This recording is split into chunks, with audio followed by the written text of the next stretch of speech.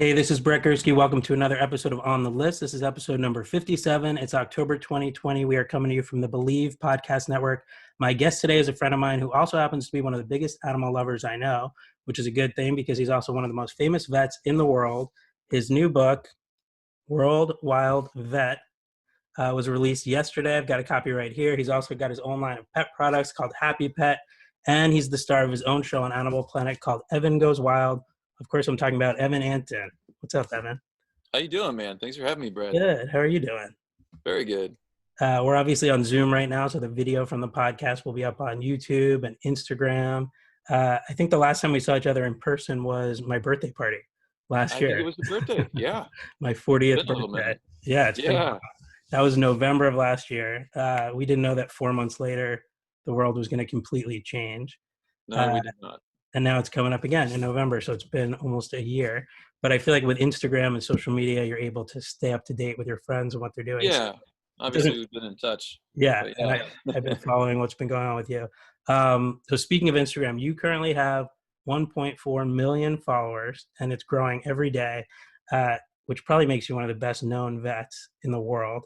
And you've been using the platform to educate the world about animals and wildlife preservation. And I learn a lot from your Instagram. And so now you've taken it to the next level with this book. It came out yesterday. How are you feeling today? It's finally here. I'm so excited. This has been like a project that it's really, nearly 3 years in the making. Wow. We saw, I started creating the basics for the book and laying it out and talking to publishers at the end of 2017, and now we're at the end of 2020. So Wow. it's been a long time coming. I'm so proud and excited about the book, and there's so many good stories and about and so many good lessons in wildlife conservation. But it's a book of kind of like my memoirs, I guess, from when I was starting from about when I was a young wildlife enthusiast, 21 years old, Right. traveling, looking for wildlife and my favorite wildlife in their native habitats around the world. That started in Australia and Right. has evolved from me being a young, wildlife freak that was sometimes making decisions that I might not make today to just get immersed with this wildlife to, evolved into what I do now, which is, I get to do veterinary work, of course, with our pets, locally at Conejo Valley Vet Hospital where I work. Yeah. And then obviously with wildlife in my favorite animals around the world.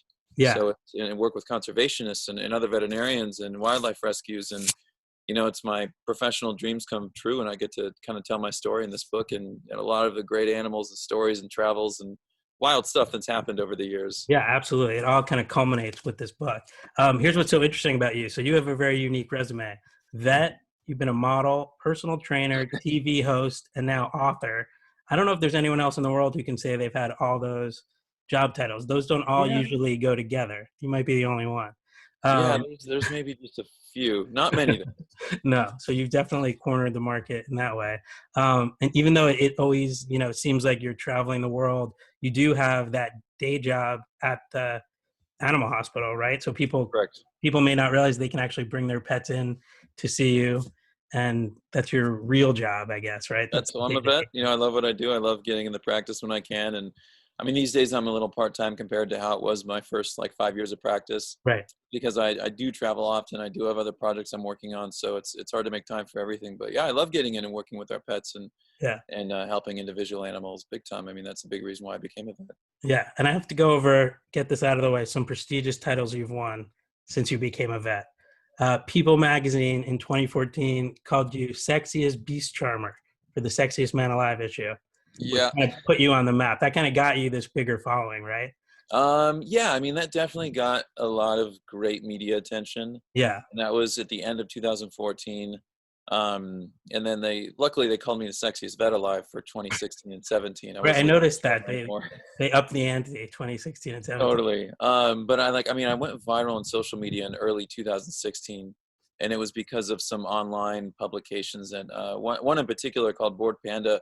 I didn't even know they were doing a piece on me, but I guess they found me on social and ended up doing this article on me. And then BuzzFeed reached out, and Huffington Post and some other big ones. And then when they all kind of put the stories up, my social media climbed from 10,000 followers of slow, steady, organic growth. And it's always been organic, nothing that's changed. But it's from 10,000 to 220,000 over a couple weeks, and then it's grown from there, obviously. Yeah, in the millions. And then in 2018, Forbes called you America's sexiest veterinarian. And then 2019, GQ called you the internet's favorite veterinarian. So you've got all Oh these yeah, man, that's awesome. Yeah. major publications. Now I have to ask, when you were in vet school, was People's Sexiest Man Alive issue on your radar?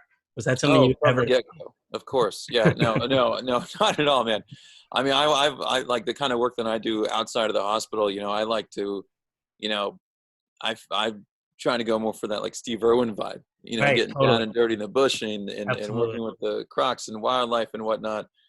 So that no, that was not on my radar at all. I never would have guessed It's that. kind of like a pleasant surprise. Yeah, no, it's been great, man. I mean, it's first when they reached out to put me in the magazine, I was like, man, like I want to be taken seriously as a vet, and I'm not, you know, I don't know if this is, you know, a great idea, but it seems like it could be good. And I was like, you know what?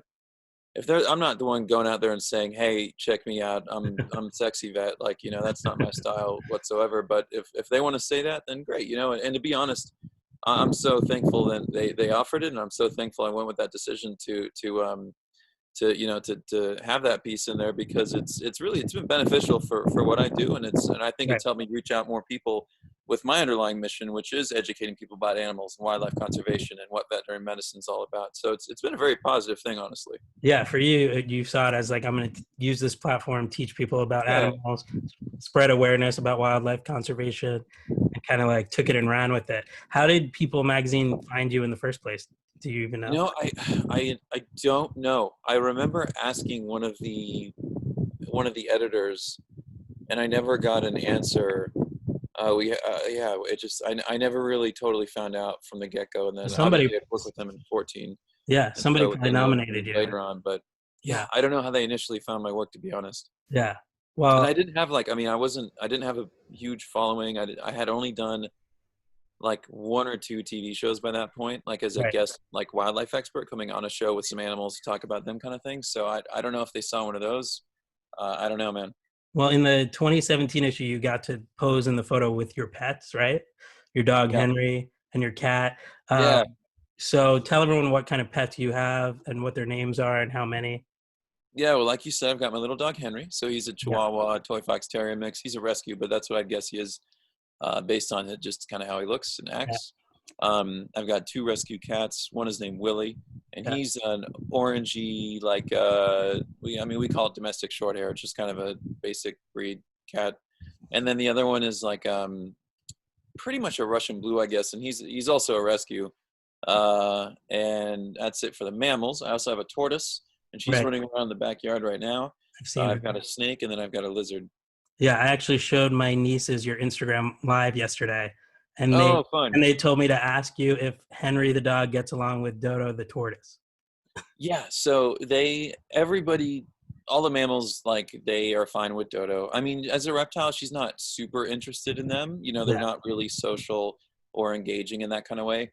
But they all, I mean, I don't know what they think she is. I think they think she's pretty weird, to be honest. A lot of mammals don't understand tortoises. Like as a veterinarian, sometimes I see tortoises come to the vet hospital because dogs chew on them because they Right. think it's like a moving toy. It just doesn't look anything like what they're used to. Right. But Henry loves vegetables, and so I feed Dodo. Dolores is her name, and we call her, you know, Dodo the tortoise. I'll feed her lettuces and sometimes carrots and some other veggies and stuff. And Henry will try to eat her food, and she gets a little bit food aggressive actually. And she's the only tortoise I know that's food aggressive like that. And she'll charge towards Henry, towards whatever piece of lettuce or carrot he's eating, and try to take it from him. Oh, that's It's funny. hilarious. I don't think I've ever seen a dog and a tortoise together. That's an Oh interesting yeah, the two combo. dodos, man, they sit in the backyard eating carrots together. It's pretty Yeah. funny. Well, like you, I love animals, especially dogs. I have Buddy actually is right here. Hey, buddy. This is Little his first Chihuahua time on the mix too. podcast. Yeah. You guys have actually met. It was you guys met at World Dog Day in LA. Remember it's Lisa Vanderpump's Oh yeah, yeah, yeah. Of foundation. course. Yeah, and Yeah, you were hosting and I had Buddy that's with right. me. And then we were having Buddy. lunch next door at Rocco's. There he Oh, is. he's so cute. Look at Go his ahead, little. bud. That's right. You would just left. That's right. Yeah. That's There he right. is. Oh, that's You so guys have met. funny. He's a cute. Look at that underbite. Yeah, he's the Is best. he like a puggle Chihuahua? You know what? So when I got him, they said his mom was a Maltese, like this white, fluffy Maltese. Okay. and I have a picture of the mom, but he's Hmm. got to be, his dad must have been a Chihuahua. They don't know who the dad was. Yeah. This family in Compton called the rescue place, and they said our Maltese had 2 puppies. Can you come get them? And the rescue place went and picked him up and his sister, and they look like this. So it's so funny because his mom looks nothing like him, and they don't know who the dad is. So At first I thought Chihuahua, but he has kind of that puggle look a little bit with that yeah, underbite in his we lip. He's don't got that little man face. we don't know He's a who. cutie. Look at that Yeah, guy. look, he hasn't been on the podcast before. This is He his is first great, appearance. man. I What a figured stud. I figured you were the perfect guest for him to make an appearance. Oh, I'm so happy to see him again. That's too Yeah. cute.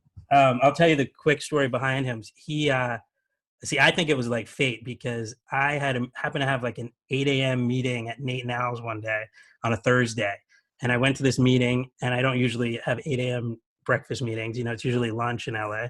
And so then I had the whole morning, and I was like, what am I going to do? And so I wrote to some friends, and I was like, what are you guys up to? They were at a coffee shop, met up with them there. They said they were going to go to Spot Rescue on La Cienega, get a look at dogs. So I was like, okay, I'll go along for the ride. I go with them. They applied for a dog that they didn't get because someone else had already applied first. And then I look in the little pen, and there's like 10 dogs, including Buddy and his sister. And so I pick him up, or actually, I just looked at him. We made eye contact, and I took a picture. And something about that picture was just like, that was the moment. Like, we connected. Then I Hmm. picked him up, and I took a selfie of the two of us. And I posted the selfie on Instagram, and I was like, met this little dude today, hoping that someone would go get him. You know, I wasn't Hmm. really thinking me yet. But then I was like, you know what? I'll leave it up to the universe. I'll fill out an application. Fill out an application. I leave. I go to Gold to watch college basketball. It was like the first day of March Madness. It was St. Patrick's Day, actually, 2016.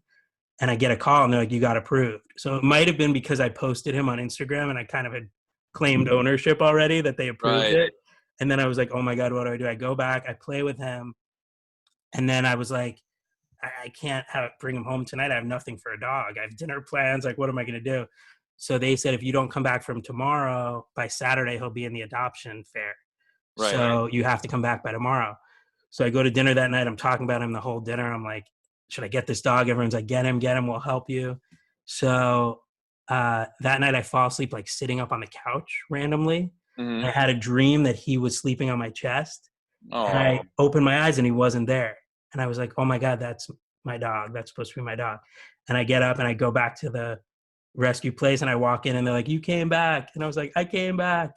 And he dude, was, that gives me goosebumps, man. I yeah, and he love was that there. story. That is It so was, sweet. it was just like meant to be. Everything fell into Totally. place. And I picked him up. He was 2 pounds at the time.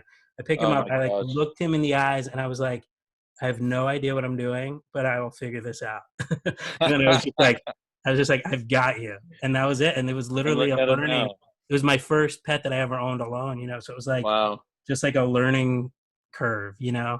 And so yeah, to people out there, if you ever if you ever meet an animal and just feel it, I think they're meant to be yours. I think the same thing happened kind of with you and Henry, right? Similar. No, it did. It's funny you say that, but I have to say I couldn't agree more. I mean, if you have the means to give this animal a nice life, and you have that connection, I mean, the human animal bond for me is what drives me in my personal and professional life to do what I do Yeah. to this day. And you can't, it's hard to put into words. You Yeah. don't know it until you really have it. And you had pets growing up, no? Right? Well, my sister did like later on. So my Okay. sister had a dog, Fraser, who I loved like my own, but it wasn't Right. my responsibility. And Right. and then I remember I'm friends with Emmy Rossum, and I sent her a picture, and I was like, look, I just rescued this dog. And she wrote back, congrats, you're a dad. And I thought to myself, no, I'm like the fun uncle like I am with my real nephew and nieces. And then she's like, no, you're a dad. And so then I remember he looked at me to feed him that first day. And I was like, oh my God, I'm a dad. I was like, this is my son. This is not like an uncle. This That's is your boy. my son. Yeah. And so I still, now Oh, I look at him and I'm like, there's a human trapped in there somewhere. He's definitely like well, he's got that face my too. son. Yeah. And his I mean, eyes. those eyes and those lips. I mean, I he know. really looks like a little person. I just look in his eyes and I'm like, there's a human kid in there somewhere. But Yeah, with yeah. Henry, the first time I went to, it was at the Boulder Humane Society. I was living in Colorado at the time. And yeah, I mean, I don't, maybe he had this reaction with everybody that approached him, but he had such a big reaction the first time, we ever laid eyes on each other. And he was doing this, it's like he saw me from across all the way down the hall, and he had kind of honed in on me. and he was doing, and he still does this to this day. He does this, like, I'm sure you guys have seen this, like, you know, when dogs, when they jump all excited, like those little jumps where the front of the body's kind of low and they got the little, Yeah. yeah, he's doing that whole thing. And I'm like, oh man, like, I mean, I was, I had a, you know, I lost a pet, and I was, you know, just wanted to go and just scope it out and just see how I felt just going and doing that, and if I was ready.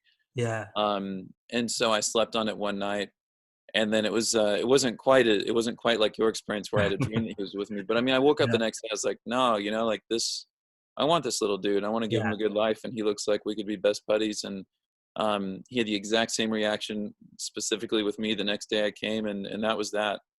Yeah. And That's what they say. man, that There's, was 12 years ago, you know? oh, it is? Yeah. 12. Yeah. So But when yeah, did you that's get Buddy? 4 years ago. All So right. Yeah. 2016. Yeah. It was St. Patrick's Day. And he was 8 weeks old. He was tiny. Yeah. And so, yeah, it's cliche to say, but it does feel like they choose you also. Yeah, it is cliche to say, but it really, I totally agree. I mean, it truly felt like that. So he's been the most loyal, almost obsessive little guy ever since, but I'm obsessed with him too. So it's a Great. mutual obsession, and I love that kiddo. Yeah, that's how I feel too. Actually, I got some good advice that I would share from. I'm friends also with Chris Evans, who's a big dog lover, and he rescues his dogs. And he rescued a dog on the set of one of his movies. And the day after I got Buddy, I brought him to Chris's house, and I was like, "What do I do?" You know, and he gave me the two great pieces of advice that I'll share with you, and you can share with people. The first he said was, "You set the tone." And he was like, "You set the tone.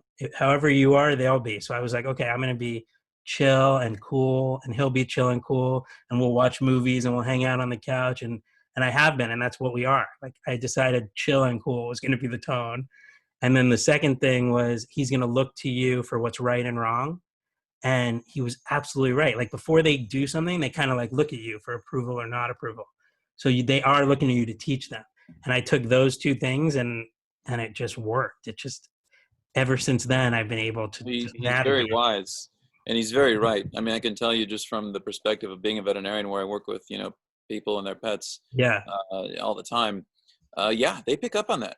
They Yep. really do. I mean, if I have chill and cool and mellow owners, their animals often tend to be having, you know, sharing that same kind of demeanor. If I have kind of spazzy, anxious, you know, high energy intensity owners, Yep. same kind of thing we see with the animals. And then the other thing you said about, you know, they'll look to you for right and wrong. Yeah, I mean, animals, and well, specifically like some of our mammal pets, like dogs and cats.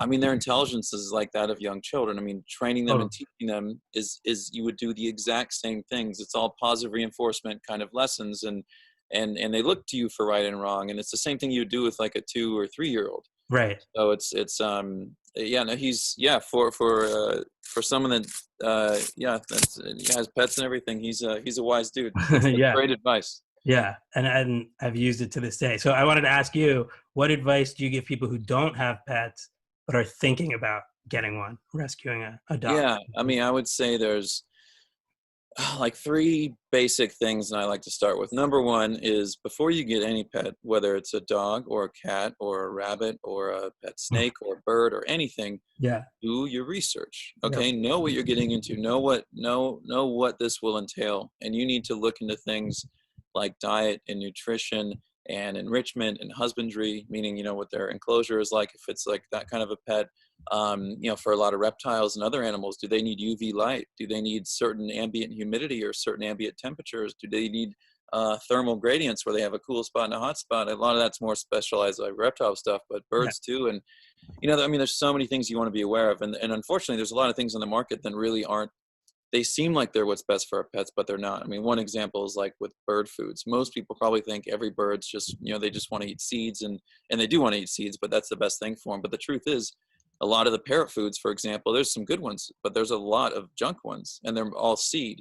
And seeds are great, but they should only make up 10 to 20% of the diet. And a lot of That's people feed interesting. their birds, you know, 80%, 90% seeds. So stuff like that, you want to be informed, number one. Number two, you need to take that information, and then you need to ask yourself, are these things that I can provide for this animal? Can I provide the space? Can I provide the time? Do I have the funds to afford the diet and the vet care and all the things that are entailed with having this animal? if you can check off those two boxes, then, and this is something that you want, and it's going to be a good fit, then I think, that's great, and you're good to go. And the third final thing that I would say, and my three basic tips Yeah. would be, get with a qualified veterinarian. There's lots of great small animal vets all over every big and small city. If you do have an exotic pet, find a good exotics veterinarian that has, experience working with these animals. These guys are going to be your resource for, caring for and the health of these animals, and get them in for their first general exam and make sure they're nice and healthy. And your vet will talk about preventative medicine if vaccines or deworming or things like that are applicable for the animal. I mean, yeah, just do your research, Yeah. ask yourself if this is a fit, and get Mhm. with a vet that can help you best care for this animal moving forward and establish that relationship with them. Yeah. I was going to say your animal hospital's in Thousand Oaks. So it's a little outside LA. Right. Otherwise, Buddy would come see you. He hasn't seen And you. there's so many good practices in Yeah. LA. Oh, There's yeah. plenty of Buddy good goes vets. to, I wouldn't, make yeah. you do that. Listen, I'm happy to see Buddy No, anytime. Don't get me Buddy's wrong. vet. He goes to Jeff Werber. Jeff, his Oh, vet. Werber. Yeah, Dr. Werber's great. Jeff's a Yeah. great guy. Great vet. Absolutely. Buddy adores him. Like we go Yeah. in there and he kisses him. Most people think their dog's gonna be afraid of the vet, but he like runs in there and like licks his face. No, And, Jeff's a they- great vet, and yeah, 99% of vets, we do this because we love animals, and he is no absolutely. exception. He's really, really great with the animals, and he's also a very skilled veterinarian. He's very Yeah, sharp. he's the best. Yeah, and Yeah. he's actually my friend Bert's uncle. That's how I found out about him. So when I got Oh, Buddy, too yeah, funny, man. my friend Bert was like, "You got to go to my uncle," and then I just had some friends over, and they knew Jeff. I mean, everybody knows Jeff. It's yeah. a small world, but man, he is just he has friends all over the place. Well, he's like you too. He does TV appearances and he Sure. does like morning shows and stuff. And so then other advice I was going to ask you to give would be people who already do have pets. What advice do you give them to keep their pet healthy so that they have a nice long life? Yeah, I mean, I think that's a big part of that is consulting with your veterinarian, and of course doing your research and knowing what that will entail. So obviously, give them all the things that they need based on that specific species. And then regular, veterinary checks are really important. A lot of times vets pick up on things before owners realize that something's, that is of concern. Right. And so it's important to just get in there on a regular basis as your pet gets a little bit older. For dogs and cats, for example, once they get to like 8 or 9 or 10 years old, I start recommending regular blood work, just like in people. As we get older, our doctors want to see regular blood work because a lot of times you can pick up certain metabolic and other disease processes with blood work and just basic diagnostics before we're seeing clinical signs or symptoms of issues at home. Yeah. So, the routine healthy maintenance, stay on top of vaccines, any other preventative medicine that's applicable to your pet. Just make sure you're doing all those things. Yeah, I love that. So we're going to talk more about World Wild Vet. Before we do that, I want to give people a little backstory. We first met, I think it was like 3 years ago through our mutual friend, Alex Michelson. Alex is a news anchor in LA. He's doing great. He has his own show now called The Issue Is. And a few years ago, I threw a party for the opening of a new Joe and the Juice on 3rd Street. And we turned it like into a club. There was a DJ and an artist, and like Mr. Brainwash did the billboard outside, and they spiked the juices, which they don't usually do there. But Alex brought you to that party. We became friends. We've been friends ever since. And Alex actually recently introduced you to your childhood hero, who you idolized growing up. I wanted you to tell that story. Sure did. Who was that? And so this is just under a year ago. And on a Sunday, Alex said, "Hey, what are you doing Thursday afternoon?" I'm like, I think I'm open. He's like, "Great. I need you to be here at the studio at 12:30 because I'm pretty sure I've locked in an interview with a big you're somebody you're very fond of, or he said some kind of cute way." Right. And yeah, he told me he had Arnold coming in. I'm like, oh my God, like I'd never met Arnold. And just to a brief backstory as to why I'm such a fan. I grew up in the 80s, and Arnold was one of the big action heroes. The biggest. Yeah.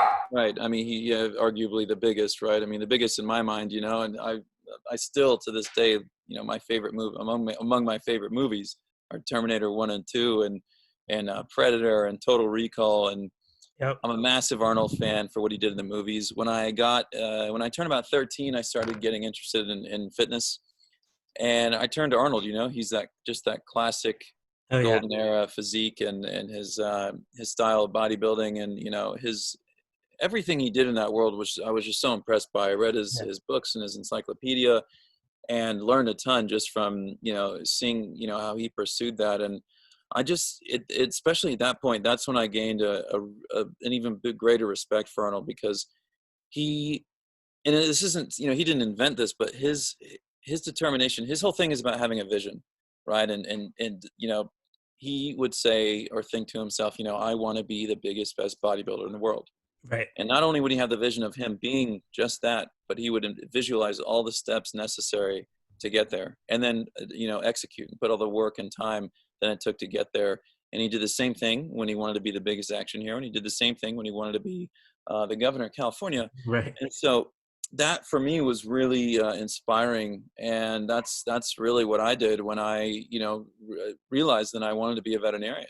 It was a vision, and I realized I wanted to be doing what I'm doing today and promote veterinary medicine and animal education, educating people about animals and wildlife conservation on a big scale, and have TV shows and do media stuff. And I didn't know about social media wasn't big at that time 15 years ago, Right. but getting into that world in that way. And he was a huge inspiration for that. And for me, it was having that vision and just doing everything I could to get there. Anyways, to go back to our story, yeah, he said that. So I You rush show up. over. I'm Yeah. there. It's Thursday morning, and I'm hanging. And Alex was like, "Yeah, I want you to get here before the interview, because when Arnold's in hair and makeup, like hair and makeup is always like the best time to actually get a chance to chat with anybody, because they're kind of stuck there. So Yeah. we were Exactly. kind of imposing on poor Arnold." But no, I mean, he was such a good sport. Anyways, I'm sitting in the green room, which is across the hall from hair and makeup. And there he goes walking past, and he's got his boots on and his blazer, and it's freaking Arnold. And like, I don't get starstruck super easily. And, I do respect big names and I like meeting all kinds of people, but dude, I was just like a little kid again. I was Well, just like, that's the oh thing. my Yeah. God, like When my it's someone from biggest, your like, childhood, yeah, it's very yes, like different. there's that whole thing, because it's childhood for me. So it's a whole Yeah. nostalgia, and it's like a part of, who I am, to be such a fan of his and everything for all my life, really. Yeah. And then, yeah, we got to talk in the makeup room, and Alex introduced me, and it was so cool having Alex there, because he gave Arnold a background on what I am and what I do. So I didn't have Totally. to say, oh, I do this and that, he just kind of put that out there. And I got to tell Arnold, how meaningful his ability to have a vision and act on it, and how inspirational that was for me. And then we just got to chat about, working out and just a little bit on life stuff for a few minutes. And it made my life. And this was a day after my 35th birthday. It was Oh, December amazing. 13th that I met him. And I'll never forget that regardless, but it was the day after my birthday on the 12th. And so, Amazing. yeah, I could not thank Alex enough for that. It's funny, when I met Alex, and he is he not just one of the best, like, sweetest friends? Like, he's He's such a such a nice guy. genuinely Yeah. good guy to have on your team. Yeah. And he I'm works really really hard fond too. of him. Yeah. Hard worker. He learned that about me, that I was an Arnold fan, pretty early on in our friendship. And we met because he was doing a piece on me at the hospital. Oh, okay.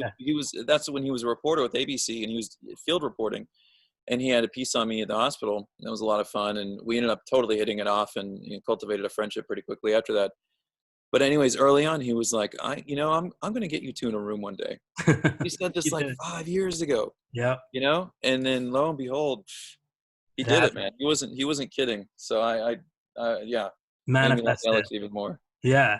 And isn't Arnold a big animal lover? Doesn't he post Instagram videos with, like, is it a llama? What kind of animal is it that he has? He has a little mini donkey. Oh, mini donkey. And then he has dogs, and no, he's got a big heart for animals. I mean, I think he's had pets. I know he had cats growing up in Austria, and then he's had pets. I think most of his adult life, or all his adult life, Yeah. at least since he's had a family and everything in America.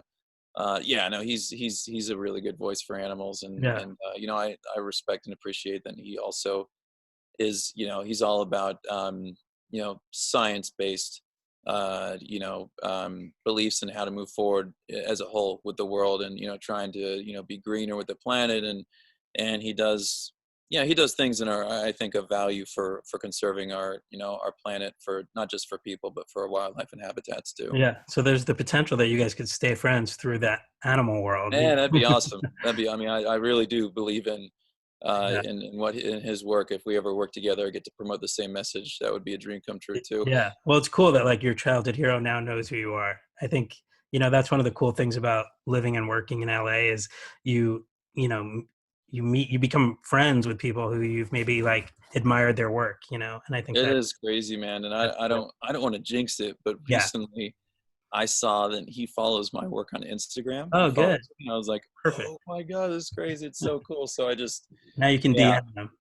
yeah, no, I mean, I want to respect him and all that kind of stuff. And I don't want to, bug him or anything, but that was, that was special for me. Cause I love my work, and my work is inspired by, how he pursues, his kind of work. And it was just like, oh, this is awesome. So I don't know. Yeah, We work together one day.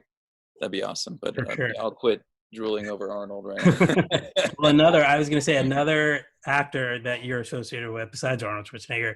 A lot of people think you look like Henry Cavill, and you get that a lot. Do people actually come up to you? He's Superman, obviously, but do people come Yeah. up to you and say, "Think you're him"? Does that happen? Oh, all the time. Yeah, no, it's happened many times, even in LA. Yeah. One of my favorite stories, I was out for lunch in Calabasas, and the waiter, the guy serving us, he was like extra nice, and he was like so appreciative that I was eating in his restaurant, and I was like, well, yeah, no, it's cool. Thank you. Yeah, I'm happy to be here too. He was just like, oh, we're so happy you're here, and I was like, man, and he didn't say who he thought I was or anything. He just Right. like was going off about it. And I don't know if it was him or one of his colleagues or somebody, but somebody tipped off paparazzi, because when I was walking back to my car, somebody with a long lens camera was just blasting away at me.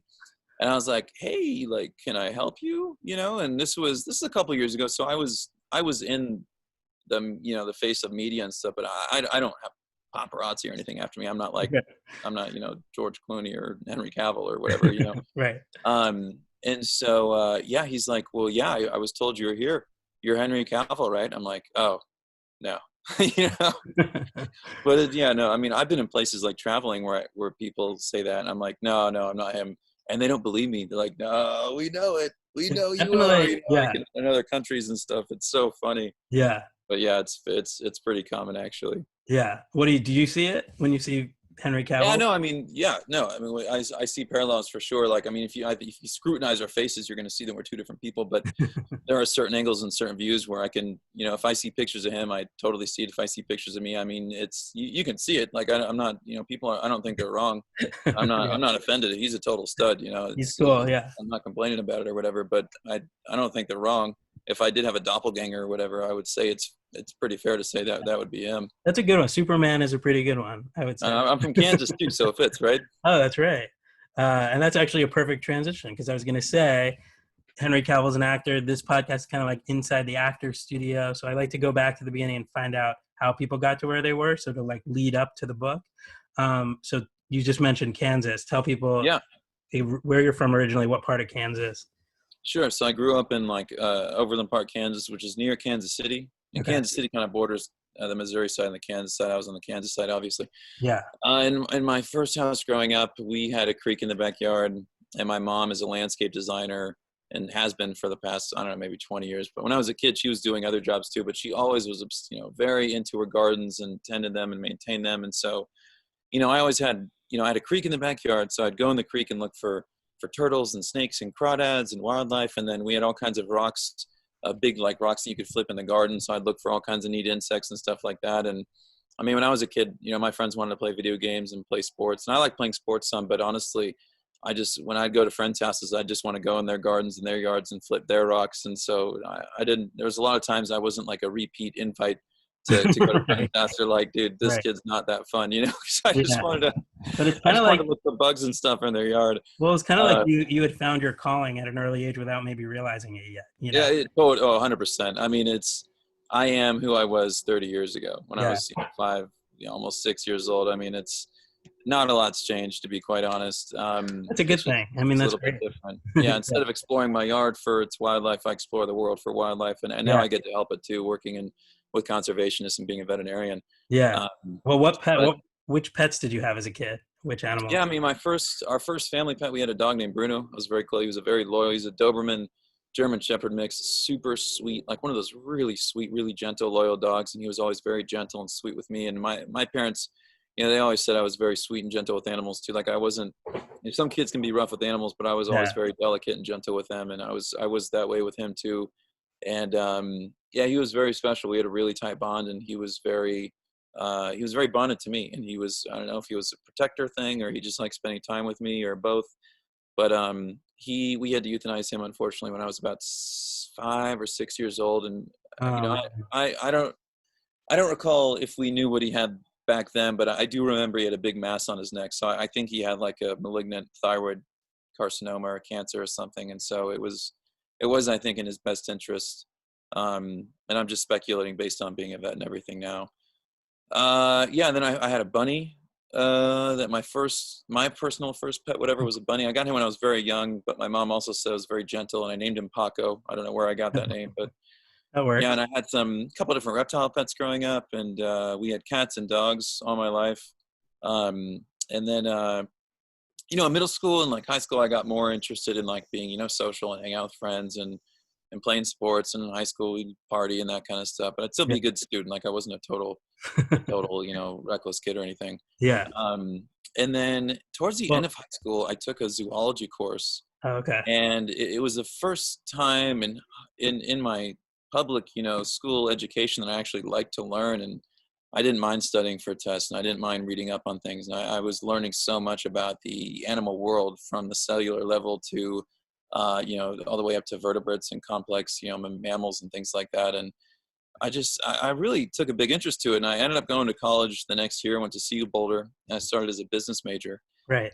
And in those intro courses, they didn't really captivate my attention as much, and I find it more interesting now, to be honest, than I did then. But it wasn't back then. I wasn't that excited by it. But I also took some biology courses, and I took Gen Bio 1 and evolutionary biology, and it was that same kind of passion that I had in zoology. It was like I found it fascinating. I Yeah. loved it. It wasn't work to me. It was just like, I love learning more. I love getting these perspectives. Like when I really learned in depth about evolution, and it just made so much sense to me too, more than anything else. Any other way you can kind of look at the world. And so, yeah, towards the end of that year, I was like, man, you know what? I love animals. I have an appreciation for medicine and surgery. I love working with my hands. I love learning about them in the educational, in terms of the education of it. And this seems like this is just such a fit for me. And I just kind of Yeah. made that decision, and I never looked back. I never questioned it again. And at that point, I was 19, and that vision just started getting laid out. And so Yeah. then I knew I just wanted to be a vet. And it wasn't until a couple years later, my junior year of undergrad, I studied abroad in Nice. Australia. And that's actually when I realized I wanted to be doing not only helping individual animals as a veterinarian, but doing what I'm doing today, honestly, and I still have goals to do it on a bigger and bigger scale, Right. but where I have a platform where I can educate more people about why I'm passionate about animals, why I think they would be passionate about animals, and educating them about animals and what vet medicine's all about, and of course wildlife and wildlife conservation. And so that's where that vision really started. And What then was it? What was it about that trip to Australia that um was it the exotic animals or? yeah, I mean, so Australia has really unique wildlife, very different than what we have in North America. They have tons of marsupials. They have really fascinating reptiles. I mean, they've got Right. 9 of the top 10 deadliest snakes in the world. They've got the biggest crocodile species in the world. So that was all super exciting to me. I was another big like idol, and somebody that was very inspirational to me was Steve Irwin. Yeah. And I mean, he does a lot of legitimate, in his family maintains and continues to do a ton of legitimate, real, important wildlife conservation work. But I think one of his biggest strengths was he got more people than probably anybody in history excited about animals. Yeah. Just through his work through his TV shows and through his zoo and everything. I mean, that I think that's so powerful. And I learned so much about animals through the educations, that we get from watching his show. I Yeah. learned a ton about reptiles and all the wildlife that he would work with. And I really think that, listen, there's so many other people doing amazing things with conservation. I'm not saying they're not reaching a lot of people, but I don't know if anybody's reached as many people as he did in his life and career, and just reaching audiences and getting people genuinely enthusiastic about animals. And that was really moving to me. And that played into it. Another thing was, we had this in Australia, at least at University of New South Wales, one of their big colleges in Sydney, or unis. College, I think, is different there, but university, undergrad, basically. Right. They have a big gap between their last day of classes and finals. So it's like a month of like study time, and then you go and work on your finals and take those, and then your semester's over. I decided over that time I was going to take a big trip by myself, and I was going to rent a car. I was going to travel from Southeast Australia and Sydney to the other side of the country, to Western Australia, and drive all around the national parks in the Kimberley area, which is northwestern Australia. I took that car to the dead center and did like Ayers Rock and the desert, and then up in the top end near Kakadu National Park in Litchfield. Like it's kind of like a swamplands, kind of like a marshland, and there's waterfalls, and it's just like a ton of crocs and reptiles and stuff around there. And my goal with this trip was not just to explore Australia, but I had my mom send out my camcorder and my tripod. And that's when I started making educational videos. And so I would, catch like one of my first days, I got this huge stand monitor in Western Australia. And I made like an educational video talking about, what this animal is, its natural history, its diet, its lifestyle, like that kind of thing. Just like what, Steve Irwin and, Jeff Corwin, those kind of shows would do. And that kind of stuff was so fun to me. And that's where it started. That's where that vision started with me, wanting to pursue the media and that larger scale audience stuff that I do today outside of the hospital. I mean, in the hospital too, in a way. But that's interesting. That you were doing it without maybe even realizing you were doing it at the time. You were kind of doing it for fun, but you were. Even at that time, that it was working towards that. I didn't know how it was going to happen. Right. I'll tell you that. I put those videos on YouTube, and I didn't have nobody was watching what I was doing. Like I wasn't anything. I didn't have any kind of a following, and social media was hardly a thing at that time anyways. Yeah. But you're carving out a career for yourself. It was a blast, man. I lived in that rental car. I slept in it every night. I bought a bunch of canned food and jugs of water, and hardly saw any people along the whole way, and just, driving along these long empty highways day and night all over that country. And it was a very special trip. And, I gained a lot of confidence as a traveler too, just traveling alone. And Australia is an easy place to do it. It's a safe country. It speaks English. They speak English there. It's not like a difficult place to navigate. But, at that age, when you're only 21, you haven't done a lot of traveling and, been responsible in those kinds of ways. It was a really fun trip. And then I've heard you say that after that you would save money every year so that every summer you could go on a trip like that. Like exactly, man. No, that's 100% right. I would save just enough money. And, during our educational years, if you do go to colleges, you have winter breaks and summer breaks. Yeah. And usually it was summer breaks, I'd take, anywhere from 1 to 2.5, 3 months and go explore. And I was usually going, a lot of my favorite animals are in other countries where the US dollar is pretty strong relatively. And so the most expensive thing was the ticket. Right. And then once you get there, if you're penny wise, you can stay in cheap hostels and eat cheap food and not spending a crazy amount of money to get to have some of the most incredible experiences that I've had in my life. How did you get access to the animals? Were you going on safaris or how? Yeah. I'd go to national parks. Yeah. And literally just get in the bush. I would stay in or near a park or some kind of reserve or, natural habitat kind of area. And I would just get in the wild and just, hike the jungles. And I would try to meet up with guides. Some places were more protected or they only allowed certain amounts of tourists in or in certain ways. And so I'd reach out to them or show up at their door and say, hey, I want to do this kind of unique kind of a trip. How can we work this out? I'd work with wildlife rescues too and always try to volunteer. And, Wi-Fi wasn't as strong in the early days. So it was tough to, I'd shoot emails, but they didn't always have good connections. So, there was times where I would just show up at the door there too. And I really recommend anybody listening, if that's something you want to do, please do try to reach out to these places, give them a chance to prepare. Right. But at that time, it just wasn't as easy. So showing up at the door was just how it was. And just saying, hey, I'm a pre-vet student or a vet student. is there anything I can do to help? And it's funny now because it's like, it's a complete 180 in that, I mean, I count my lucky stars every day and every night for this because, I have rescues all over the world reaching out to me and saying, hey, Right. can we get you out here? We'd love to have you work with our animals and share with your, the people that follow your work, what our work is about. Right. And so it's, man, if I could go back in time and tell myself that they're reaching out to me to do that, I'd lose it, man. I mean, that's so rewarding. That's so It's really cool. Yeah. special. Yeah. You tell your younger self, like, one day they're going to come to you and invite you.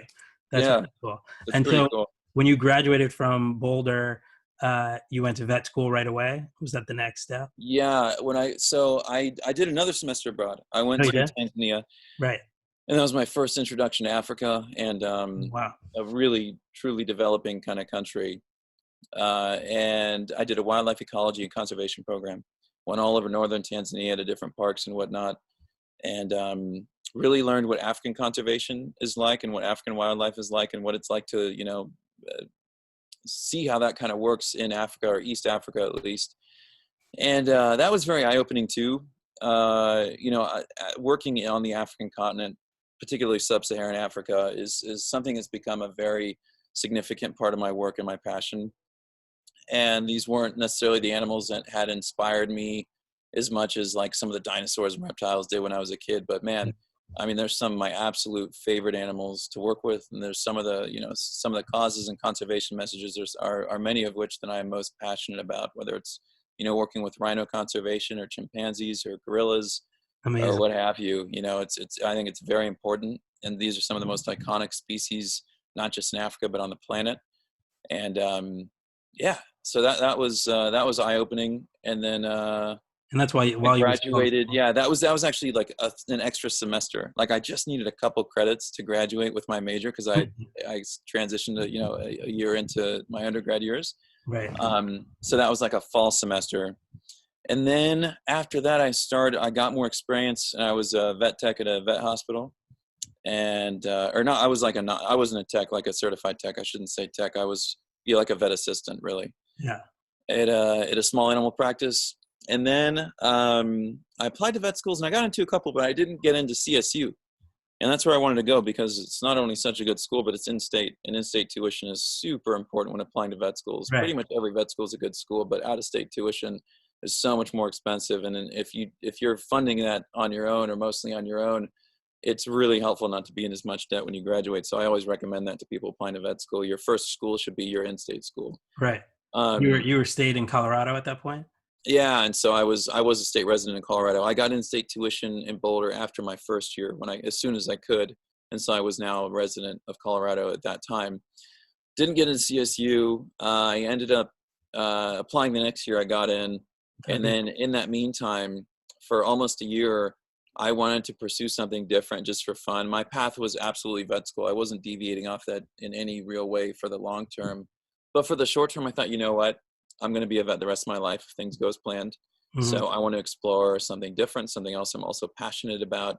And that was fitness and working in the gym and everything. And so I was a personal trainer for a year and had a blast with it. It was a super fun job. And I Yeah. love educating people about fitness and nutrition and working out with them. And they pay you to train them. And it's if you know what you're doing and you can, better, improve their lives. And it's a super rewarding, super fun job. So that was for a year.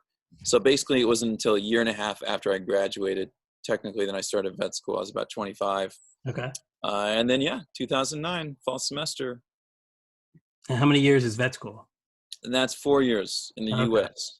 Got it. Yeah, those are 4-year programs. And then, you can get out of school and you can do a rotating internship and then go to practice, or you can do an internship and then go to a specialized residency. And sometimes you do a specialty internship after your first general internship.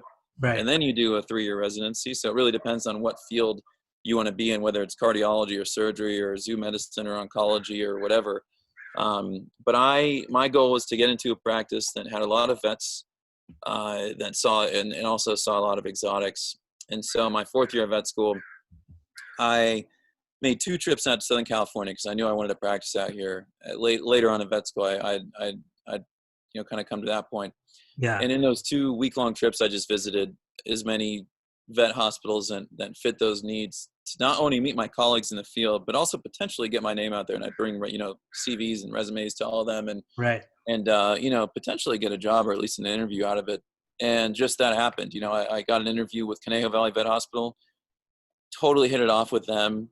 My boss at the time, who still works there, he's a lot like me, loves to travel, loves exotics, loves surgery. And so I was, he was also my mentor when I first came to practice there. And he's like my vet big brother in a lot of ways. You And got the so job. what's that? You got the job.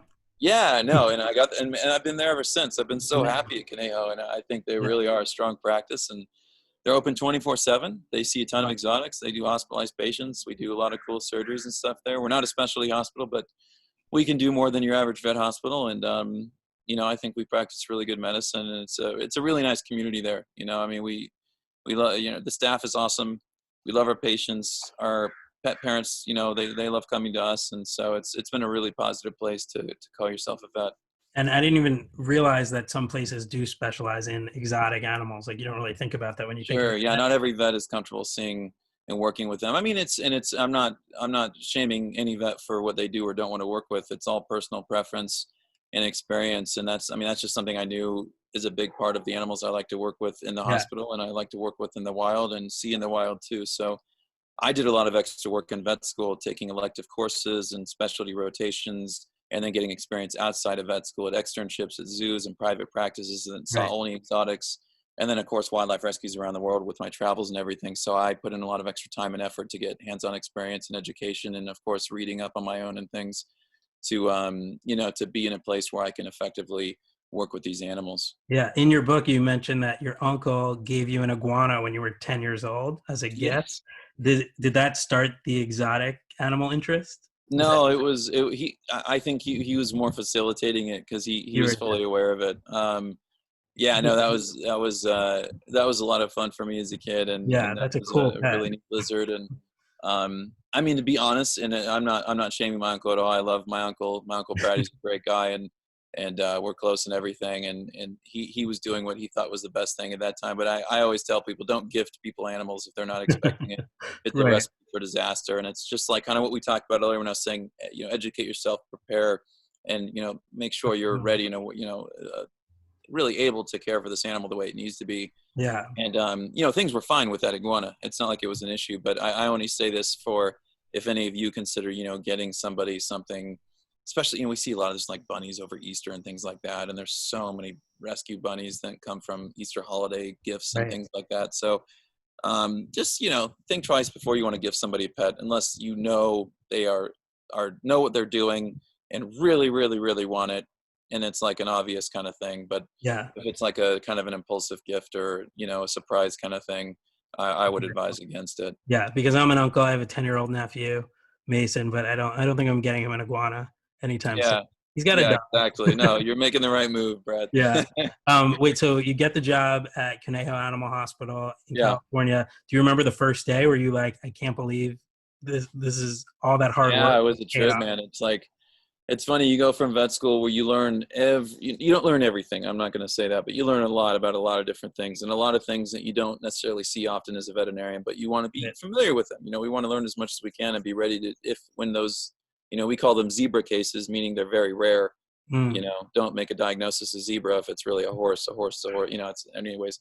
yeah. Yeah, it was funny getting those like more common clinical cases, Yeah. being like, oh man, like I gotta like, oh, this is like skin stuff. And it's like the Right. kind of thing where I could recite and I could tell you everything about you ever want to know about, pet skin in my Mhm. sleep.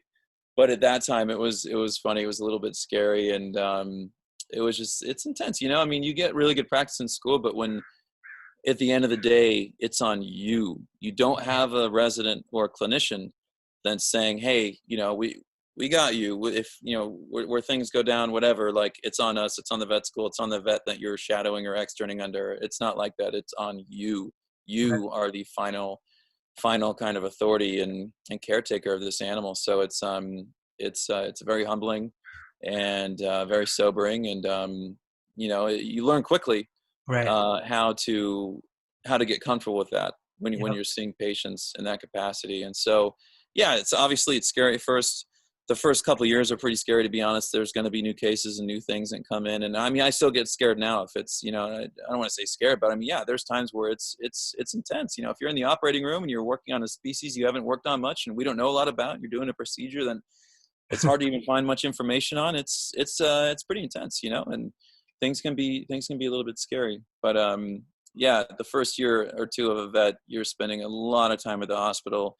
You're not efficient yet. You're reading a lot. You're learning a lot. It's sink or swim kind of a thing, Right. Well, it also had to be kind of surreal, probably, because inside you were still this little kid from Kansas looking for wildlife, and now you're a vet. It's like the childhood dream had come to fruition, right? Oh, it had, man. That was years of vision and hard work and opportunity, all coming to fruition. Yeah. And so now tell me, how do you make the jump from being a vet at the animal hospital to getting your own show on Animal Planet? You had your own show in 2019 called Evan Goes Wild. Did Animal Planet come to you? Did you pitch the show to them? How did that happen? I've been in touch with Animal Planet for years, actually. We had done a couple sizzle reels, which I'm sure you're familiar with what that is, but basically it's like an abbreviated pilot, right? Where you make like a short version of an episode just to show what's the show about, what's the message, what are we going to be seeing, and those didn't get anywhere, and at the end of the day, unfortunately. But yeah, eventually they came to me and they had this other show that they were working on where their other vet that was actually doing kind of a similar show, a great Australian vet named Dr. Chris Brown, and a friend of mine as well these days.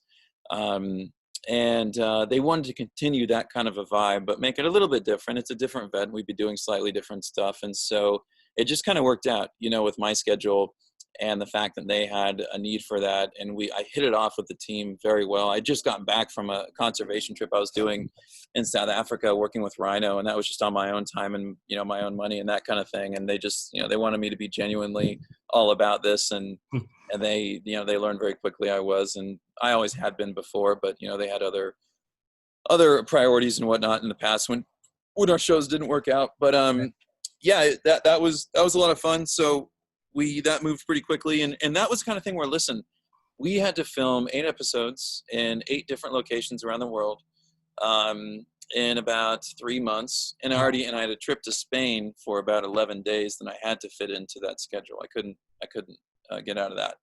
So for 3 months, I didn't go to the hospital at all. I mean, I would come home for 24 to 36 hours in between, every couple of episodes or so, just to regroup, do some laundry and take care of, some of my reptiles and stuff at home.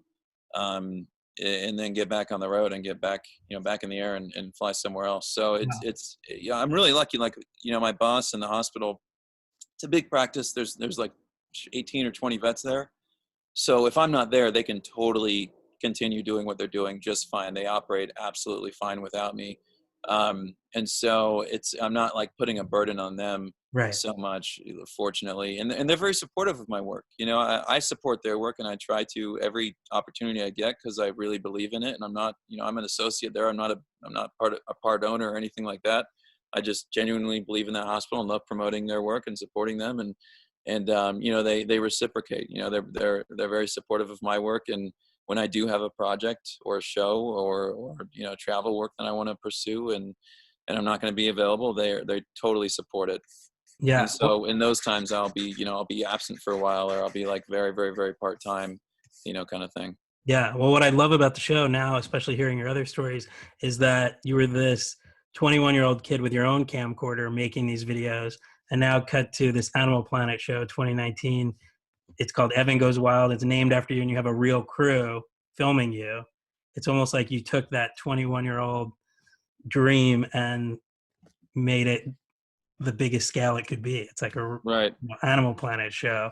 I've seen all the episodes. If people haven't seen it, they should find it. Oh, that's awesome. And binge it. But yeah, it's basically the concept of the show is you're traveling the world, checking things off your wildlife bucket list. Exactly. So It was a dream come true. I mean, you nailed it. It was like, I mean, it's what I've been doing for 15 years, but now I have a film crew with me, and I'm doing it for a TV show and a bigger platform like Animal Planet, which was always a dream. I mean, Steve Irwin was Animal Planet, Jeff Corwin was Animal Planet. I've always liked Animal Planet and the whole Discovery team and everything. So that was super cool. So on Evan Goes Wild, you're not just traveling the world and encountering all these animals, you're also sharing your medical skills. And one of the moments that I loved was when you were in Nepal and you met this elephant, and she was so sweet and so gentle, and she needed you to help her clean her nails and take her medicine and drain her trunk. And you're literally lifting her trunk up and putting it in the bucket. And that's kind of like medical care that they would never get in those parts of the world that you're coming in and offering. So you're basically saving these animals' lives, right? Is that kind of the Yeah, I mean, well, actually, so in Nepal, that was a place, they actually did have some vets there. And those animals in particular are at a rescue where they do get actually, they do have some good care there. They're vet, I mean, yeah, they're vets, sometimes they're not in town or that kind of thing. So it was one of those kind right, of moments where I just kind of stepped in and just continued their treatment.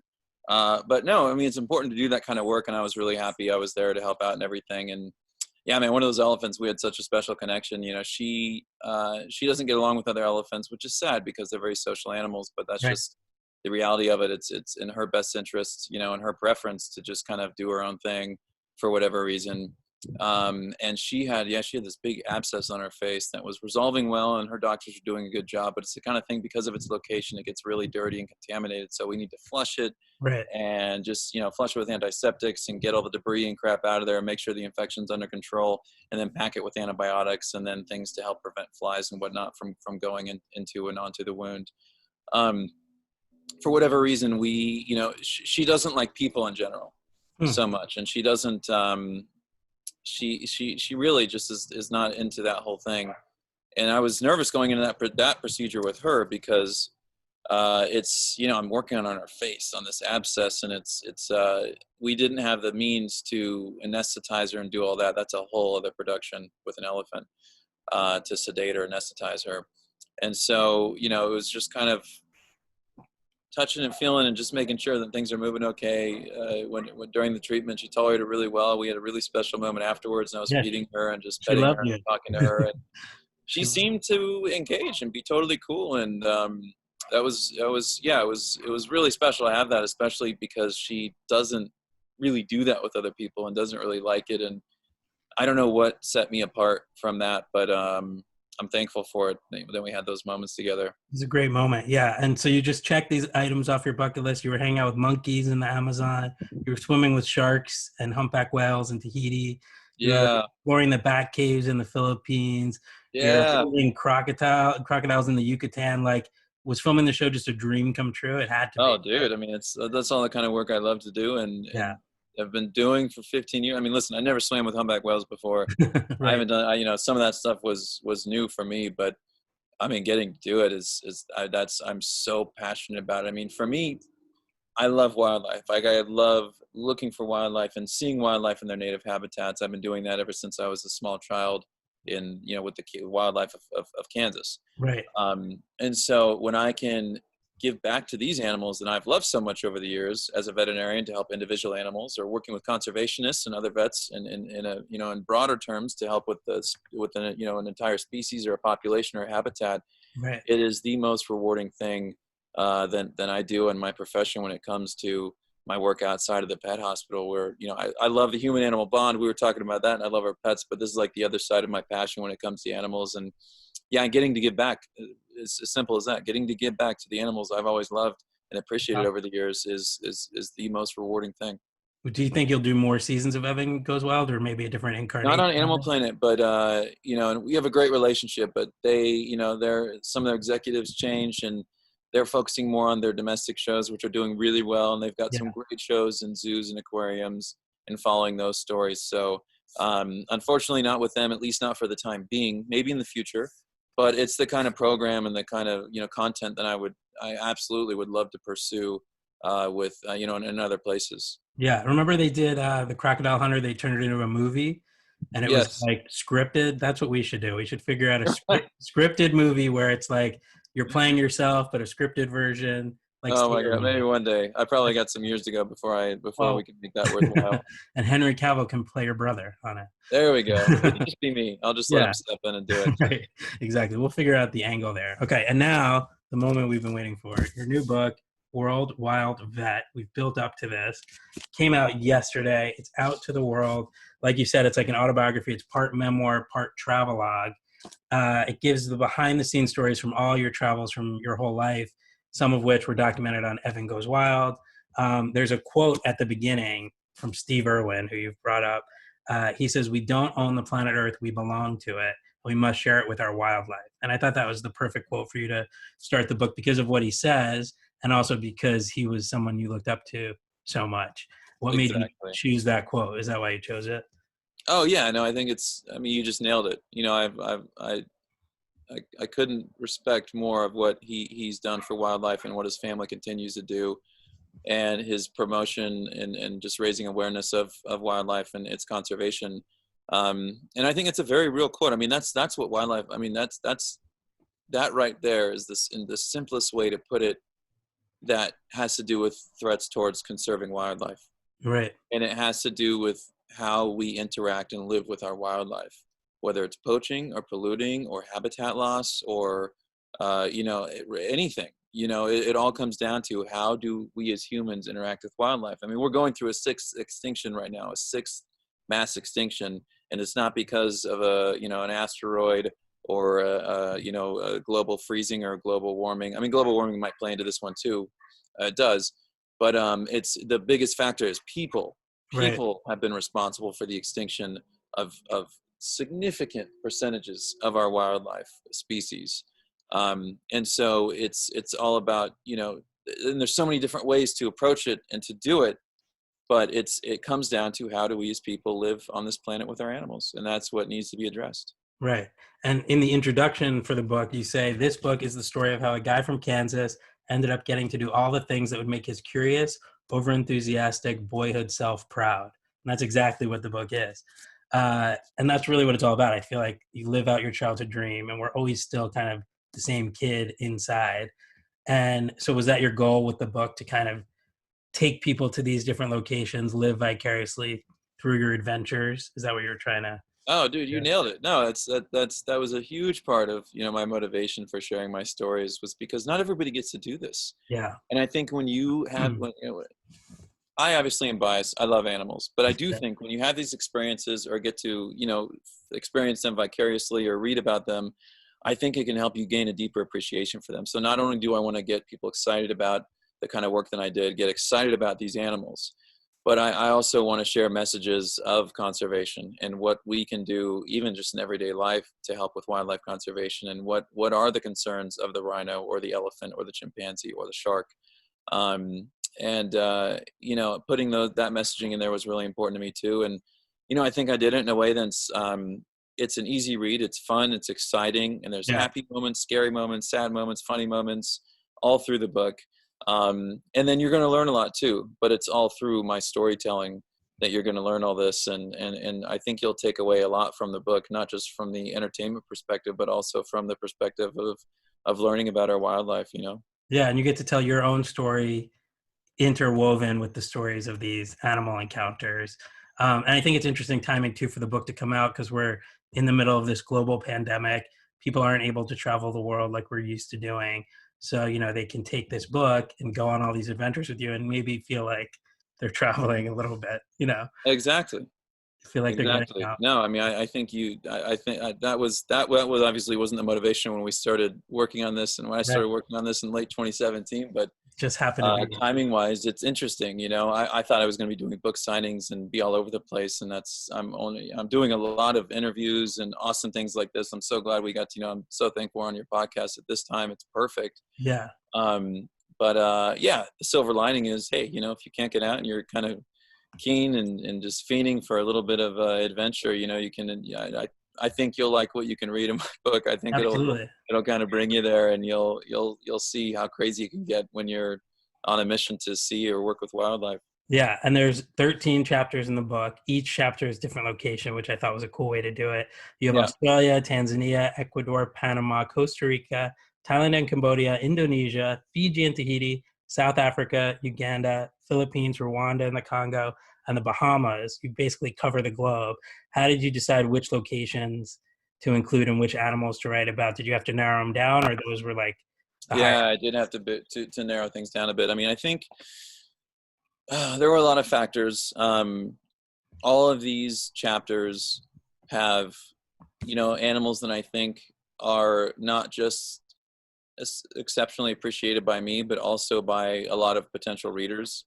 Yeah. My interactions or engagements in seeing or working with these animals, I think, was particularly special uh, because I either, got some sort of a personal interaction, or it was a crazy story working with them, or it was dangerous, or it was funny, or whatever. So I think there was just a good, entertainment wise Right. story to tell there. And then I think with these animals too, in all these respective places, is there's really important messages of conservation that, in ways that can affect, not just those animals or those habitats or things locally, but can affect people in a big way on a bigger scale.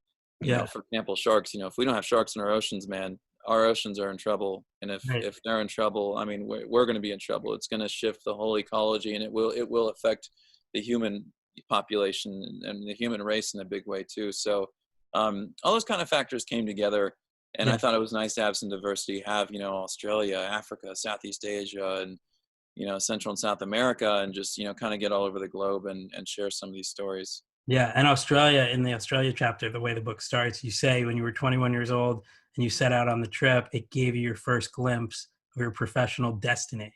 Yeah. And you just told that story earlier, and I believe in that. I believe in destiny. I believe like we get glimpses of it throughout our lives. And you also have a photo in the book where you're swimming with sharks in the Bahamas, uh, and you said it made your life. Like, explain that experience, swimming with sharks, because most people would be scared, I think. Okay, so we're swimming with tiger sharks in Tiger Beach in the Bahamas, and they're around that area from, September, October-ish through early January, February, something like that. Maybe it's a little bit bigger of a season, but more or less they're going to be around during those months. Made a trip with friends to go jump in with these sharks, and I've swam with sharks many times, but that was the biggest species I'd swim, other than the whale shark in Australia. That was the biggest species that's potentially dangerous that I've swam with, outside of like a cage or something like that. And these sharks they're people are not unfamiliar to them. And tiger sharks, I mean, they're known for having such a diverse diet, maybe the most diverse diet of all sharks, because they eat sea turtles and they eat Oh, fish, and wow. they eat so many different things, where a lot of other sharks are a little bit more specialists, where they really focus on fish or a certain few kinds of fish. They have a bigger diet, but man, they don't look at people as food. They just don't, and they're not shy. They're not skittish. And so when you go down there, we're not feeding them. I'm not, as far as I know and can tell, I don't think feeding sharks is necessary to interact with sharks, and I Yeah. think it's probably a bad idea. Feeding wildlife in general is not good. It can be dangerous for the people feeding and other people that encounter these animals, and it can be, dangerous and unhealthy for the animals too. So um, in the shark world, we just, I don't think you have to do that. So we would just put down a box that has a bunch of bait in it, but it's all completely encased and enclosed. So it's just the smell that lures in all these sharks. And it was, it'd be like, dozens or hundreds of lemon sharks, several nurse sharks, dozens of reef sharks, and then of course anywhere from 3 to 8 tiger sharks circling around this bait box. And man, with the tigers, they're just not skittish, and so they swim, and they'll literally be swimming straight towards you, to the point where you actually have to redirect their head. Like, we literally just kind of you just gently redirect them. It's that easy. It's not like they're not attacking you. It's not like that whatsoever. It's just this engagement and interaction that you can have with a mega carnivore, a Wow. 15-foot, 800 whatever pound, massive, dangerous shark, and realize, hey, people aren't food. They just they smell the fish. That's it. And you happen to be down there, and they're curious and inquisitive, and they just want to see what you are too, and they'll get in your face, and then you just say, hey, not me. Keep going. But Wow. getting to touch these animals and interact with them is really, for me, like crazy special and cool. I mean, there's not many wild mega carnivores that you can do that with. Like, Right. you can't just go into the wild and go, redirect a grizzly bear. Right. You can't Yeah. do that with a wild crocodile Right. in general, a big man-eating one. I mean, there are some ways you can swim with big crocs, but it's a little different. You definitely can't do that with a wild big cat. You know, I wouldn't want to go try to redirect a tiger, No. you know, or a lion, like a wild one, you know. Wow. So yeah, to have that kind of experience with a truly wild animal and such a big mega carnivore and a dinosaur of an animal. I mean, sharks, not necessarily tigers exactly, but you know, other shark species, you know, they've been around evolutionarily speaking for, you know, tens to hundreds of millions of years. Right. You know, so they're modern day fossils, they're modern day dinosaurs. Um, and you know, their adaptations and their morphology and their those big teeth and that body and their scales. I mean, their scales are like nothing I've ever touched in nature, in the natural world. It feels like a synthetic, uh, I can't even describe it. It feels like some kind of a synthetic material. It's Right. just it's so trippy. It's so weird, and it's so beautiful to be able to touch them. And I've dove all over the world. I dove in Africa, Asia, Central and South America, you know, tropical dives all over the world, even subtropical in New Zealand, in kelp forests and things. And that was having those experiences with those sharks, those hands-on experiences. That is my favorite diving in the entire world. Wow. That's incredible. That's why you Yeah. included it. Another, I don't want to give away every story because people have to read the book, but I did like the story in Tahiti about a dog that you met that you named Pappy because he's was short for Papeete, the city he was living in. Yeah, But Papaiti, so we called him Papi. right. So you tell the story of having to amputate his leg to save his life. So it was like Yeah. you just happened to be there at the right time, right place at the right time. Yeah. Well, I'd rescued some kittens that were I think they were abandoned by somebody because they were put near the water, and a mother cat wouldn't do that, I don't think, because there's crabs and things that would eat. I mean, they were like 5 days old, 4 days old, like Right. eyes shut kind of thing. And so I reached out to, and that was on Maria, where there's not really any vets. And so I reached out to Dr. Olivier, who is a practicing vet and practice owner in Papaiti, which is like the main city on the island of Tahiti in French Polynesia. Right. We hit it off. We have a ton in common. He's like me. I mean, he's like, you know, he's maybe a couple years older than me, but we're similar in age. He loves, you know, surgery. He loves the outdoors. He loves the ocean, and he's just living the dream out there. And just, I have a ton of respect for the guy as, you know, as a person and a vet. And he had a patient there that was a dog that was cared for by a homeless person. And this dog, its front arm, one of his, I can't remember if it's left or right, but his front arm was compound fractured, and it had been that way for a few days, and the bone broke through the skin. Everything was just infected. It was completely just necrotic in areas and just non-viable. There was no way to recover that arm.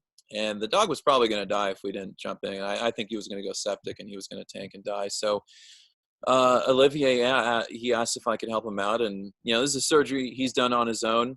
He didn't need me there, but he asked if I would help him, and I was happy to do just that. And so the timing just worked out, and we went into surgery and, you know, did the amputation, and things went really well. And he's a tough little dog, and he you know, he texted me a couple weeks later, you know, that Poppy had a home and he was doing Amazing. great at the tripod and everything went super well. But the timing was perfect, so it was really fun to be able to get to help a pet in another part of the world. Most of my work when I travel is more with wildlife, but it's fun to work with domesticated animals too. And we do that. You know, I do that every so often personally. We did that a few times in the show too. It was a lot of fun. I love that. And you also mentioned Fiji. You have a whole chapter on Fiji.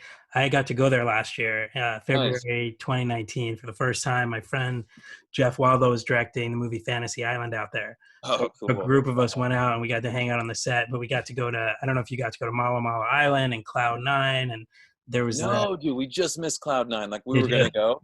And it's funny, I was just literally just talking about that with Joey last night. So Henry's out here. Hey, Henry. Hi, Henry. Buddy's sleeping. Yep. So I didn't get to do Cloud9. We went Yeah. to Manta Ray Island, and Okay. most of our time was spent in the Manas. But I So mean, we I were, highly recommend Fiji. That was like paradise. It was one of the oh, coolest it's places super stunning. I've ever been. There's a place there, Sleeping Giant. It's a mountain that looks like a giant sleeping on his back. Right. And you can go ziplining. We ziplined like 7 zip lines through literally the jungle. And then you hike to these waterfalls that were just amazing. So I thought it was cool that you included Fiji in the book because that was a place I've been and I could relate to that. Totally. Very Fiji's really special. Incredible diving. And then of course amazing. those iguanas out there are just so unique and so endangered, and they're one of the few arboreal lizards that you can climb a tree and they don't like skitter off like any other lizard. If it's in a tree, I mean, you just don't waste your time. You're never going to get anywhere near it. But I was helping my good friend Joey Brown do his master's research I'm sorry, no, this is a different research, not for his master's, but it was another research project he was working on in association with the San Diego Zoo, and he was an employee of the zoo for like 5 years too. And we were going out and catching iguanas, so we'd see them in the tree, and there's such sleepy lizards. You get all the way. They don't wake up or realize you're there until you're right under them. Oh And wow. so when they wake up, you just go and grab them, and then we're weighing them, getting measurements, getting some cloacal swab samples, and some of them we would put in a microchip to identify them, and some of them we were putting like radio transmitters. Joey was doing a lot of radio telemetry, but it was a total blast, ton of fun. That's cool. The stories are just great from this book. And there's also an audio version of the book, right, that you recorded? Yes, I read the audio. I read the book. Yeah. Or Audible audiobooks, and I maybe Kindle if they do the audio. Yeah, it's available in the audio format as well, read by me. Yeah. And Henry was with you while you did it, right? You literally was literally the entire. There was a whole week. I just got back from Tanzania recently, and we were on crunch time because the studio we were going to go with had to cancel a couple times in a row because of COVID or whatever stuff. So we ended up just doing it at my home, and it was awesome, man. He's just sitting on my lap the whole time, and I'm reading the book, and it was a lot of fun. What was that like reading your own book? Was it kind of emotional going through all the experiences again? Yeah, I mean, yeah, I've read that book so many times just from with the edits and everything. Yeah. But But out loud, reading it out loud. yeah, it's intense, man. I mean, honestly, the most interesting thing was you have to read it perfectly. Mm-hmm. Like we're editing it, so they're cutting and doing things. But there's times I read sentences 10 or 15 times just to make sure it sounded right. Wow. So that was obviously interesting. But yeah, no, it was fun, man. I'm glad I was able to read the book. I think anybody that reads a book that somebody's written, they'd probably want to hear it best from the author. So I'm happy to have that available for people that are interested. Absolutely. And so both the book and the TV show were all about checking things off your bucket list. One more thing that I'm sure was on your bucket list was to have your own line of pet products, and you've done that. It's called Happy Pet. Tell me how that came about. Happy, but it's a lot of fun. So I mean, it's just I wanted to have something out there that was quality ingredients for our pets. And Right. so just backing up, it's grooming products and some like in between grooming kind of products for now. I do want to expand on that, but that's what it is for now. But I wanted high quality products that are that smell great, that people are going to like, and they have some unique things about them that kind of sets them apart from most of the other products on the shelf. Like there's a health benefit to them. Whether it's the sunscreen that has manuka honey that helps fight infection and lubricate the skin effectively, to Right. some of our wipes that have antibacterial properties to them. So if your dog has a very mild hot spot, that would be a way of helping kind of mitigate that. If you have a real hot spot or moderate to severe one, I'm going to tell you to see your vet. Don't just rely on my hot spot wipes, but like Right.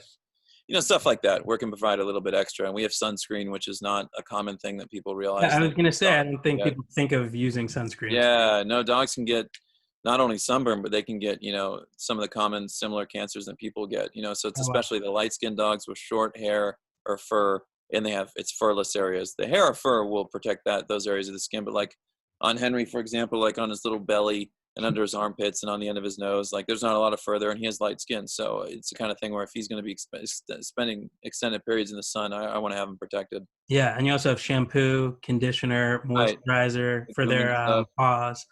Yeah. And so you developed all those products yourself? They were your idea? Yeah, I know. I mean, I worked with pharmacists, obviously, and then the company that we worked with kind of putting it all together. But yeah, we collaborated a lot and, kind of put in the major ingredients that we thought would be, great for these products moving forward. Yeah, Yeah. there's original shampoo, extra sensitive shampoo, and dry shampoo spray, which I didn't even think of. I know people use dry shampoo, but Yeah, it's the same kind of thing. that's a great idea. Right. So if you Yeah. don't have the time and you say you have company coming over, or, you just need your dog to kind of freshen up a little bit if they're a little bit on the greasy side or something, that's a temporary option to use before you end up grooming them. Yeah, and it's just dogs right now, but are you going to expand to cats, you think, at some Yeah, point? I would like to in the future. Yeah. Absolutely. Yeah. So one day there'll be Happy Pet food, Happy Pet collars, Yeah, Happy maybe. Pet beds. Yeah. Well, that's great. I mean, where do Yeah. you see the brand like 5 years from now, 10 years from now? What's I kind of mean, your honestly, I want to be doing what I'm doing, but just in a bigger scale. Oh, Yeah. with Happy Pet brand Oh, specifically? Happy Pet. Yeah. Happy Pet. Yeah. Just like you said, I'd like to be doing, there's a lot of supplements I think have a lot of value, so I'd Oh, like yeah. to pursue that. And just expanding to maybe a few more species, at least the cats as well.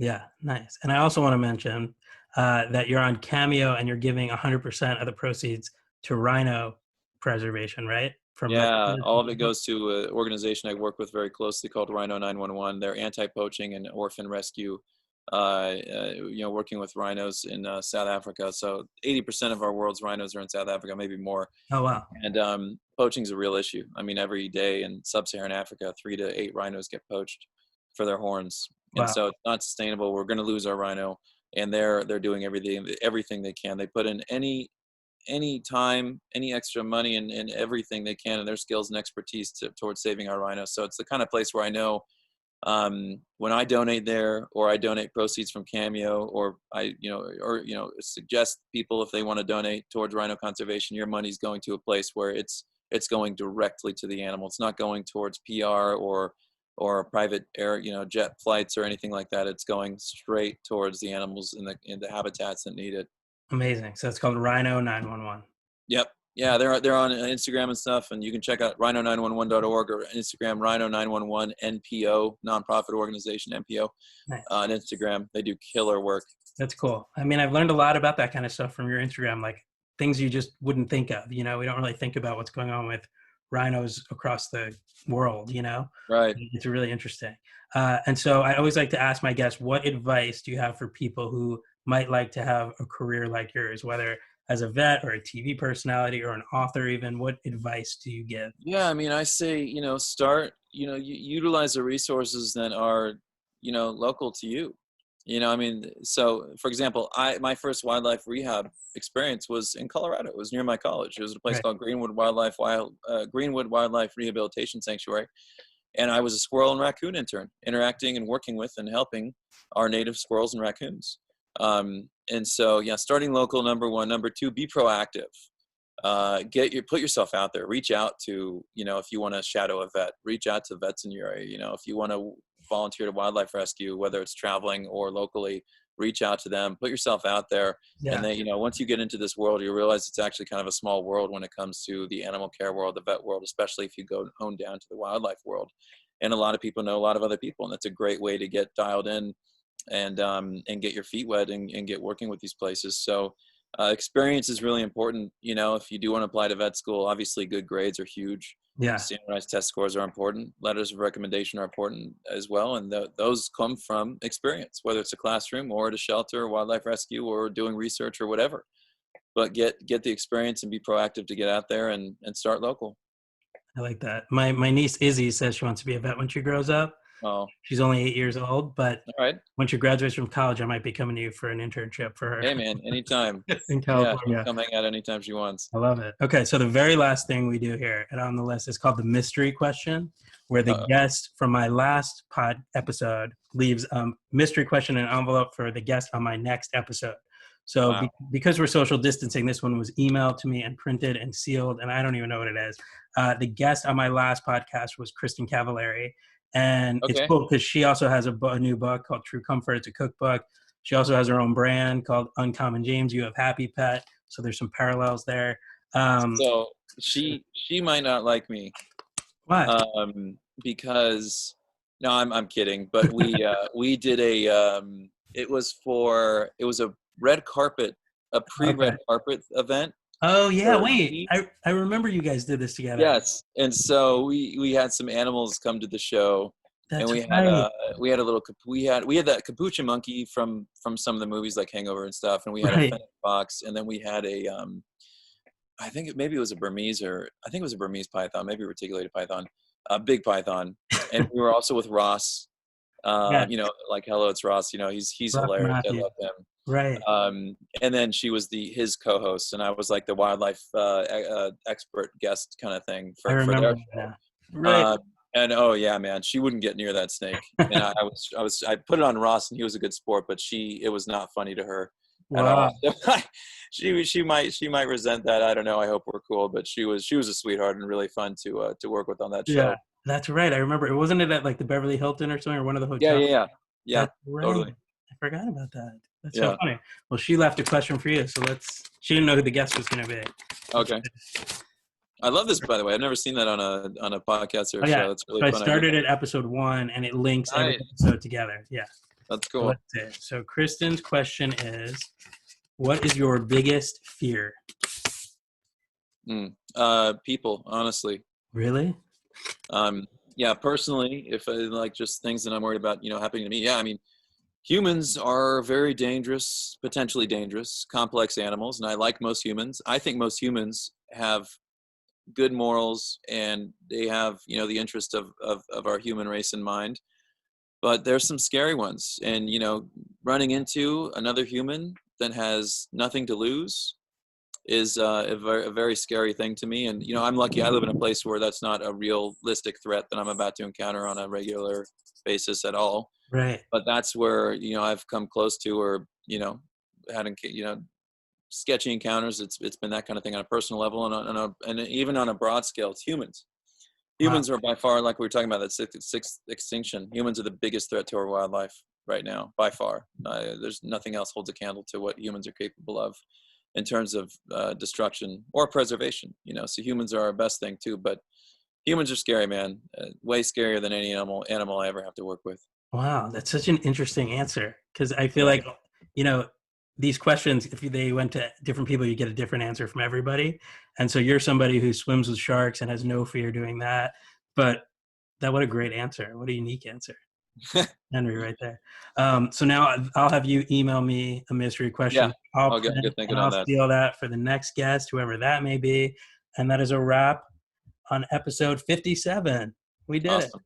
Brad, thank you so much for having me, man. I really appreciate you taking the time and Yeah. chatting about the things that I get to do with my work, and chatting about the book and stuff too, man. Well, That's yeah. just awesome. I'm It's such very a proud of it. You have such a cool job and you're living your dream, and now it's all in this book. So thank you, Evan, again for being here. The new book, World Wild Vet, came out yesterday. It's brand new. You can order it everywhere books are sold. And if you love animals like I do, you'll love the book. I guarantee that. So thank you again, Evan. Thank you everybody for listening, and I will talk to you next time. Bye. See you guys. Thank you. Thanks.